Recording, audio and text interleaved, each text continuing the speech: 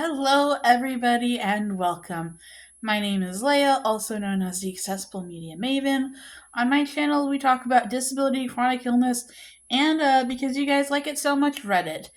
And for the last week, and now this week and the next couple of weeks, we're also talking about the intersection of chronic illness and productivity.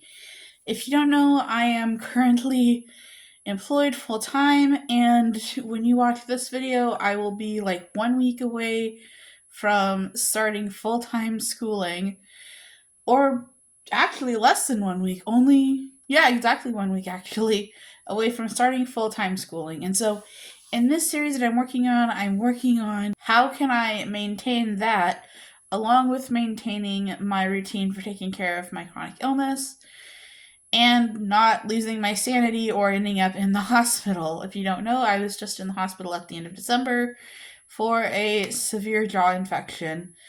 I basically was asleep with antibiotics and pain medicine for 2 days. That's how it goes. And unfortunately, that's what happens whenever I get overwhelmed. It's pretty routine that I get really busy and then something slips and I end up in the hospital with an infection. Unfortunately, this is part of life with diabetes. So lately, I have been watching both for work and for personal time, watching or listening to while I work productivity videos. And I've recently found someone called Chris Croft. I actually found him through his project management video on LinkedIn Learning.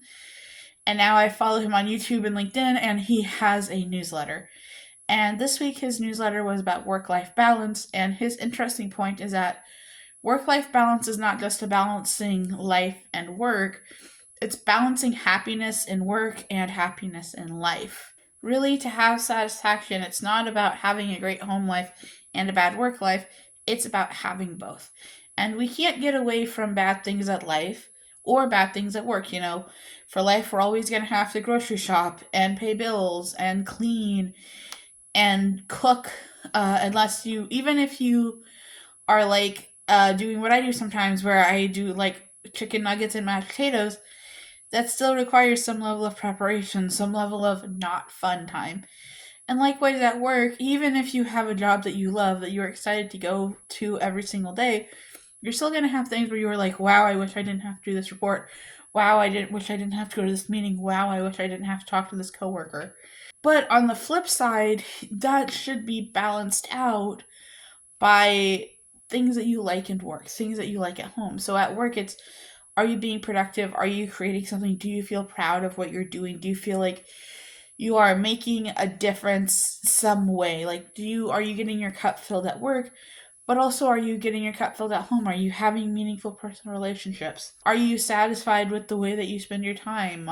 Do you have hobbies that help you out?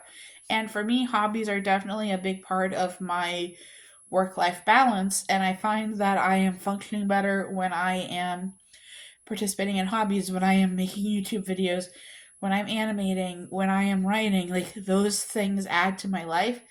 And having a functional home life and a functional work life elevates your life and makes you feel better. And so Croft basically posits that you have to be balanced across work and home, that you're good at home, that your work is realistically, just because of the number of hours we spend, that your work is probably always going to be a little bit bigger than your home, although ideally they would be the same size.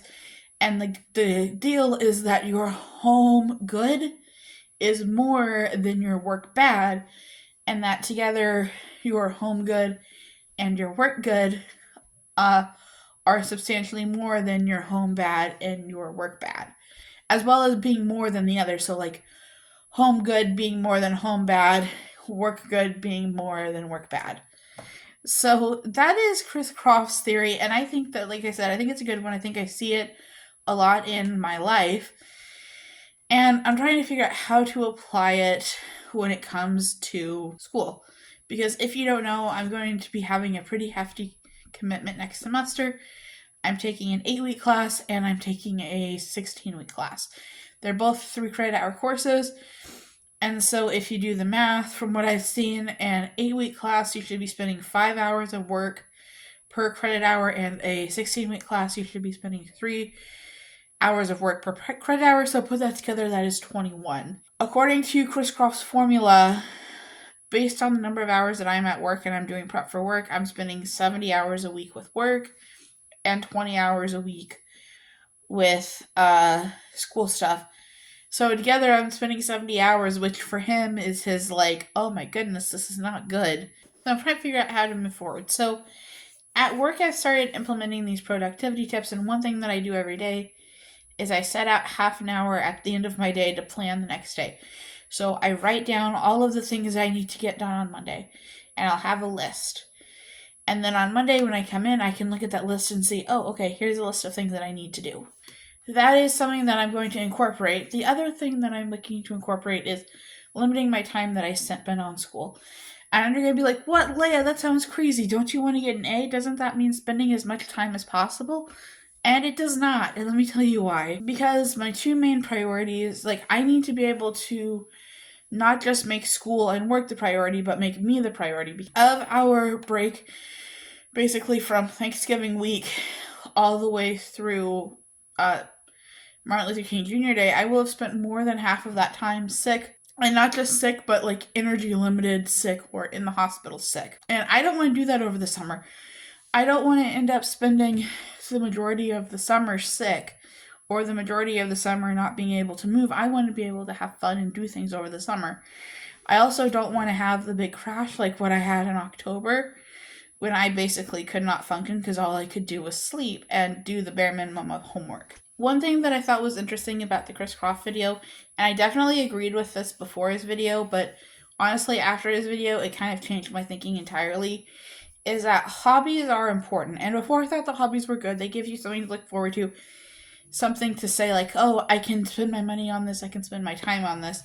But Croft argues that they are essential for work-life balance, that you need to have something that you're doing that gives you enjoyment, because while it may feel nice to, as he says, veg out in front of the TV, it's not very productive and it's not going to give you fulfillment. It's just giving you time to rest. Croft says, and I essentially agree, and maybe this isn't for everyone, but personally I feel a very strong drive to get things done. And having a hobby gives you the drive to get things done without any of the stress or commitment that job and school have. And so when I was looking at designing my week and designing, okay, how am I going to do school and work and hobby, I realized that it's important to treat my hobbies as just important as my school. It doesn't mean that they take up just as much time as my school, because especially during this first 8 weeks, or really 7 weeks, because there'll be spring break where there's no 8-week class, but there is 8-week but no 16-week. So during these next 7 weeks, I'm really going to have to find ways to prioritize taking care of my health, and I think that that includes my mental health and therefore my hobbies. So when I thought about it, this is why I wanted to limit myself to 20 hours a week of studying. It's not ideal, but I think that it's going to decrease my stress.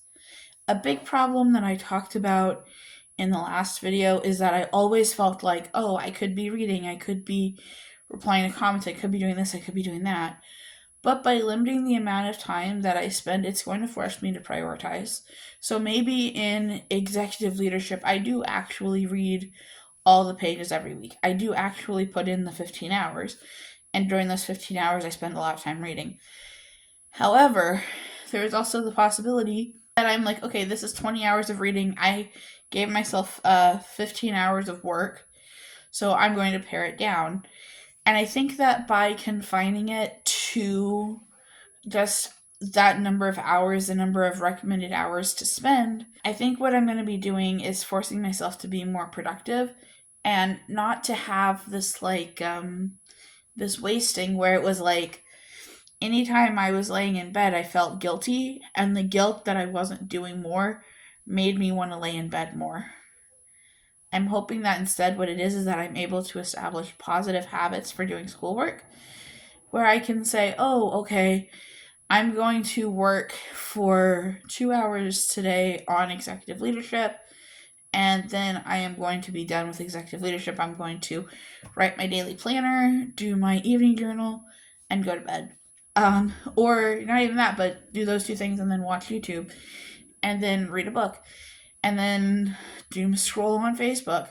Being able to have time to take a break, but also have time to do hobbies, saying like, oh, okay, well, on Thursdays, I spend an hour writing and then I spend an hour making YouTube videos. What is this going to look like in practice, I think, is the big question that's on everybody's mind. And I actually went through and I mapped out what my days should look like. Now, this could change. In this scenario, I'm assuming something really big, and that assumption is that it's going to work similar to my other online classes that I've had with Dr. Shu, where we have a discussion board on Thursday, and then we have to have replies by Sunday.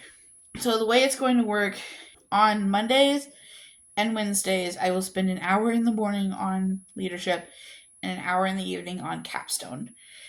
I have about 3 hours on either side of work. Well, I guess I have 3 hours before work, 4 hours after work. So I have 7 hours basically. And during those 7 hours, I will have time to get ready. I will squeeze in hobby time. I will do fun things for me. Or, whether it's hobby or rest.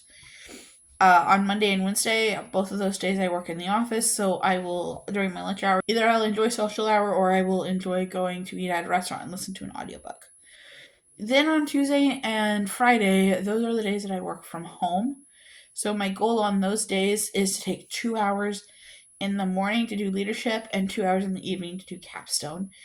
And then during my lunch break, I will either take time for me, so that will be a nap, that will be hobbies maybe, that will be doom scrolling, anything that gives me time to rest, relax, recuperate, and get ready. On Thursday, which is the day that I'm in the office, I'm going to have an off day. It can be a cleanup day if there's something that I didn't quite get done, but I'm hoping that with having had 4 hours to work on both classes, that everything will be done by Thursday that needs to be done by Thursday. And again, I will specifically dedicate an hour to writing and an hour to either making YouTube videos or animating. And then when it comes to the weekend, I'm going to spend about 2 hours doing house admin stuff, so that's specifically grocery shopping. And then I'm going to spend 6 hours working on executive leadership. This is going to be getting caught up on reading. This is going to be writing papers, all of those things. And then on Sunday, I will spend 3 hours on capstone. And if needed, 3 hours on executive leadership. And then my rest time on Sunday will be things like getting my hair done, writing hobbies, having doom scrolling time, taking an extra nap.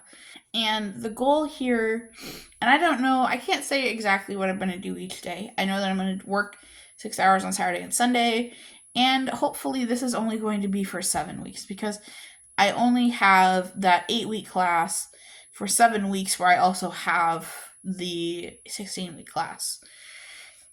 And even then, that last week usually is done on Tuesday or Wednesday because the professor has to grade and get all the grades in the grade book. So I'm sure you're wondering again, and I want to reiterate, the reason why I am doing this and I am limiting myself to the number of hours that I work during the week and then spending more time on the weekend is because I want to be able to enjoy just being in school, enjoy my day, and not get so stressed out that I end up with an infection, and not get so stressed out that I end up in the hospital. I still have to go to the dentist because there was a little issue where I went to the wrong dentist appointment. And so my dentist won't be until February. Hopefully that means that I won't be getting my tooth out until after spring break. And by that time, everything will be nice and squared away. But thank you for listening to this video. I'm hoping that this is quite a helpful system for me. If you've ever done school and work where you go to school part-time and work full-time, please let me know what you did, what grades you got, what you found easy, what you found hard, all of that stuff. Let's have a conversation about it down in the down bar. Thank you so much for clicking on this video and have a great day.